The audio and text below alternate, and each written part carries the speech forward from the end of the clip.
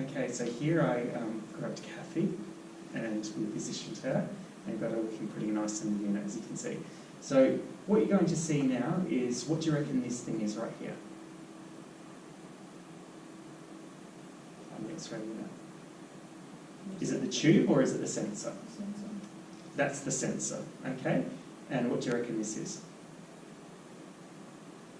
So that's the sensor, and it's -8 degrees from here up.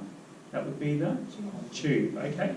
So the tube's going to move behind Kathy's head, and the sensor is going to move around the front of Kathy's head, okay? Now you can see, if you look really carefully, can you see this faint red line here? Okay, so that one does what we call your mid-sagittal plane, so it's like a line that runs down the middle of the face. Okay, and then there's a special line that lines up on the side of your face between your 2 and your 3, ideally, in most units. And that one's going to line up your focal trough. Is that all right? So in other words, if that line between the 2 of the 3 is set too far forward, so in other words, it's going, how could I say, too far in front of the anterior teeth, it's going to set your jaw too far back. Vice versa, if you have that line going more distally, it's going to set the patient too far forward in the unit, and then they're going to get their teeth going mini. Okay, so if you set them too far back of the trough, they're going to get magnification. If you set them too far forward of the trough, they're going to minify and get skinny. So what you really need to look at is, one of the lines, you need to make sure that it's ideally between the 2 and the 3. Okay, so here what you have is a control panel. Okay, this usually sits underneath, and this one is a circa 2008 control panel. Now, can you see this thing here called jaw? Yes?